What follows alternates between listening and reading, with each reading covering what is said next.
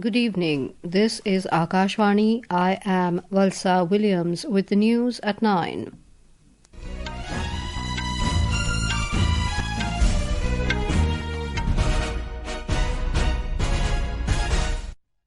The headlines.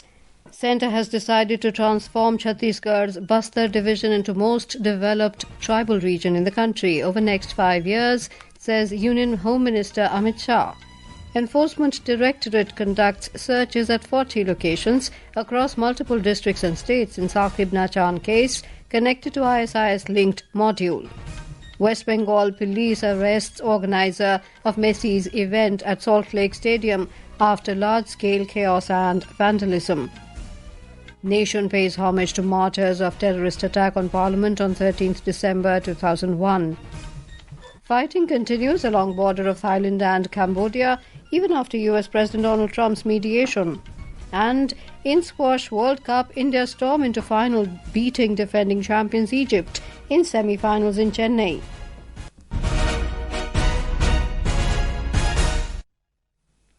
Union Home Minister Amit Shah said today that Naxalism does not benefit anyone and that only peace can pave the way for development.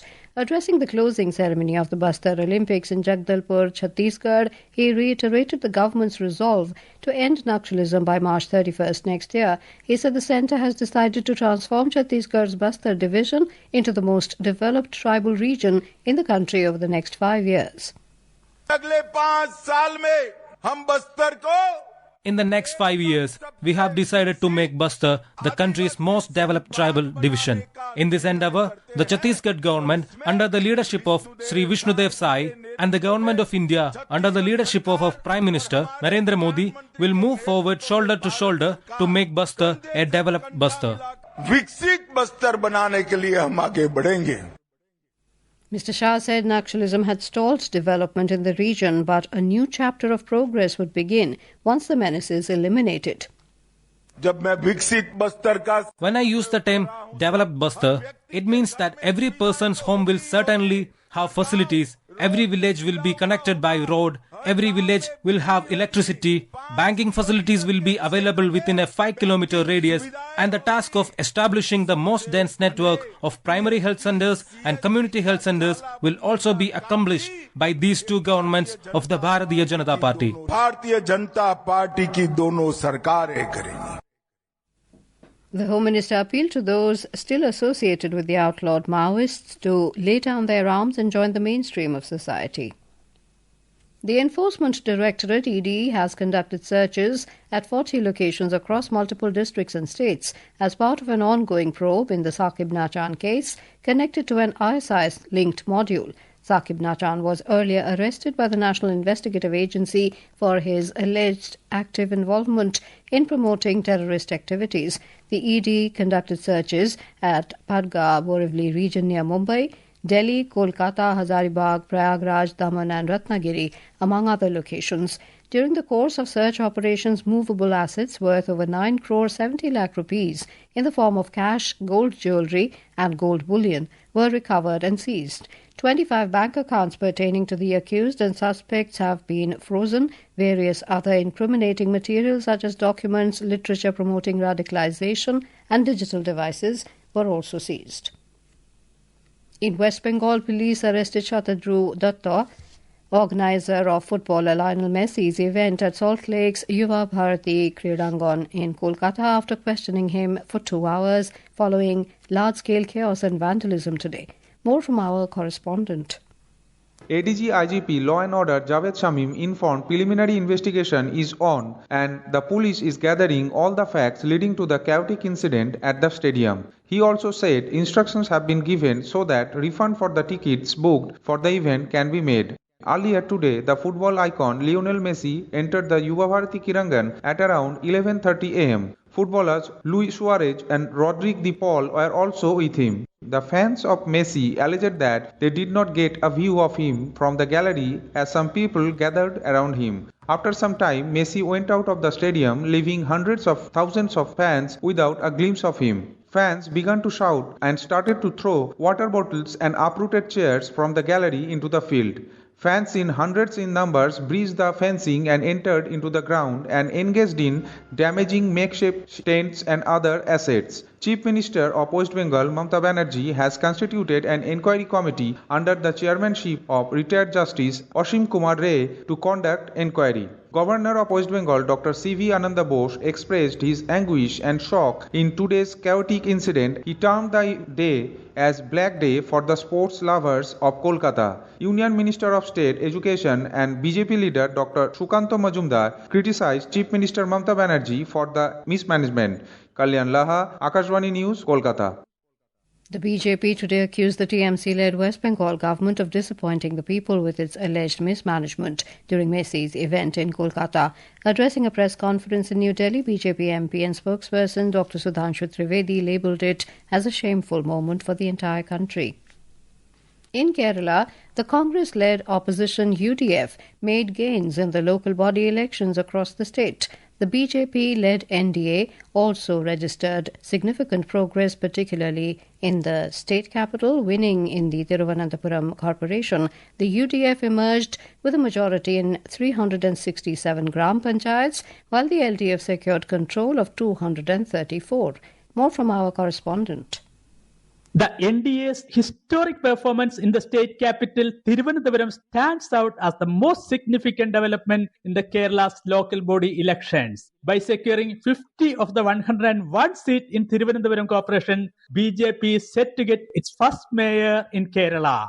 In other municipalities, the Congress-led UDF delivered strong performances with notable exception of Kozhikode Corporation. The UDF also established a clear lead across Gram Panchayat, Block Panchayat and municipalities. Meanwhile, the NDA significantly improved its performance in Panchayat and municipalities as well, marking a notable expansion of its footprint at the grassroots level. Vidhi M. Palluruthi, Akashvani News, Thiruvananthapuram.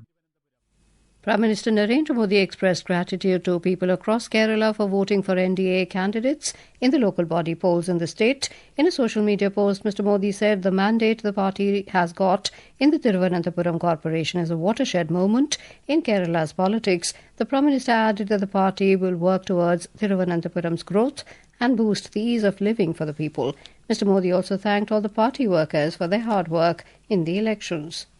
This is Akashvani giving you the news. For quick news updates round the clock, follow us on our X handle at AIR News Alerts. And for details of stories and more, log on to our website www.newsonair.gov.in and download News on AIR app. Welcome back. Here with us on the news at 9. The nation today paid tributes to the security personnel and victims who lost their lives while defending the Parliament during a terrorist attack 24 years ago on the 13th of December 2001. Condolence meeting was organised at Parliament House premises to pay floral tributes to the martyrs who sacrificed their lives during the terrorist attack. A report. A solemn tribute ceremony was held outside the old Parliament building, Samvidhan Sadan, where Vice President and Rajya Sabha Chairman C.P. Radhakrishnan led parliamentarians in offering floral tributes. During the occasion, Prime Minister Narendra Modi paid his respects along with leaders from both the ruling NDA and the opposition. President Draupadi Murmu also paid tribute to the brave security personnel and said that the nation salutes the courage, valor and sacrifice of the heroes whose devotion to duty continues to guide India's national spirit. Meanwhile, Prime Minister Modi said that the nation will forever remain grateful to the martyrs for their supreme sacrifice. Lok Sabha Speaker Om Birla noted that valor with which these immortal heroes confronted the terrorists is a symbol not only of the fulfillment of their duty but also of India's indomitable will in upholding democratic values and national defence. Parliamentary Affairs Minister Kiran Rijiju, along with Union Ministers Amit Shah, Ashwini Vaishnav, Piyush Goyal and Arjun Ram Meghwal, Congress President and Leader of Opposition at Rajya Sabha Mallikarjun Kharge and Lok Sabha LOP Rahul Gandhi also paid their tribute to the martyrs. With Ishani Yadav, Priya Mondal, Akashvani News, Delhi.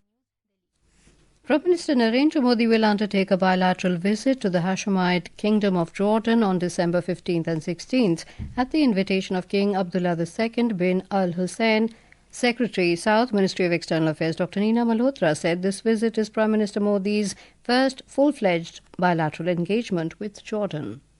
This will be Prime Minister's first full-fledged bilateral visit to Jordan, which is coinciding with the 75th year of establishment of diplomatic relations between India and Jordan. Some of you may recall earlier Prime Minister Shri Modi had transited through Jordan in February 2018 while on his way to the state of Palestine. Even though it was a transit visit, exceptional courtesies were accorded to him by His Majesty the King, making it more than just a transit visit. The current full bilateral visit, is taking place after an interval of 37 years. Our West Asia correspondent has filed this report. India and Jordan have consistently aligned their positions against extremism, terrorism and radicalization in all forms and manifestations. Both countries have been victims of terrorism and have underlined the need for collective action and zero tolerance towards violent extremism. King Abdullah II's Amman message, which rejects the Takrifi ideology and misuse of religion to justify violence, resonates well within India's long-standing policy of zero tolerance towards terrorism. During King Abdullah II's visit to India in 2018, when Jordan was at the forefront of the fight against ISIS, Prime Minister Modi and the Jordanian king jointly addressed a major conference on Islamic heritage, promoting understanding and moderation at Vignan Bhavan in New Delhi. The initiative was widely seen as a significant step in reinforcing the shared commitment of India and Jordan to counter extremist narratives. Vinod Kumar, Akashvani News, Amman. Fighting continued along the border of Thailand and Cambodia even after US President Donald Trump, acting as a mediator, declared that both countries had agreed to a ceasefire. Earlier, Trump said Thai and Cambodian leaders had once again agreed to immediately renew their ceasefire agreement following a week of deadly border clashes. He also noted that both leaders had agreed to return to the original peace accord signed in October this year in Kuala Lumpur, Malaysia. Thai officials said no ceasefire agreement has been reached, and Cambodia has yet to comment on Trump's claim. Instead, Cambodia's defense ministry reported the Thai fighter jets carried out airstrikes earlier today. Railways Minister Ashwini Vaishnav discussed with officials today on providing local cuisines of particular regions in Vande Bharat trains. Interacting with officials in Rail Bhavan today, the minister said the initiative will enhance passenger experience, reflecting the culture and tastes of the regions being traversed. Amid deteriorating air quality in Delhi, NCR, the Commission for Air Quality Management, has invoked Stage 3 of the Graded Response Action Plan, GRAP, with immediate effect. The decision was taken after the air quality index in the city crossed the severe category mark this morning. This is in addition to the actions under Stages 1 and 2 of extant GRAP already in force in the region. The restrictions include a complete ban on non-essential construction and demolition activities, including earthwork, piling, trenching and road construction activities and major repairs. The India Meteorological Department, IMD, has forecast cold wave conditions at isolated places over interior Karnataka and Telangana tomorrow. Dense fog conditions are also expected to prevail tomorrow over Delhi, Haryana, Chandigarh, Assam, Meghalaya, Nagaland, Manipur, Mizoram, Tripura, Punjab and Uttar Pradesh.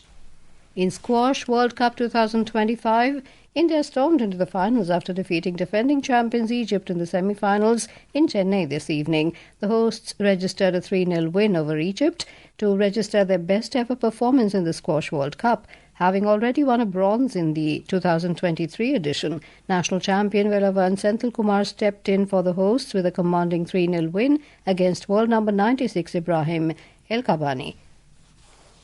In badminton, India assured a gold medal at the Odisha Masters 2025 after top seed Unnati Huda and Isharani Borua stormed into the women's singles final, registering semi-final victories today. And now, before we end the bulletin, the headlines once again.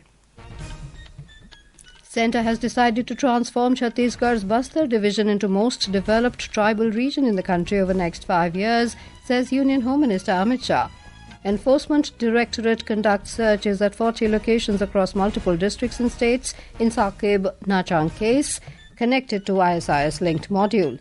West Bengal Police arrests organiser of Messi's event at Salt Lake Stadium after large-scale chaos and vandalism. Nation pays homage to martyrs of terrorist attack on Parliament on 13 December 2001.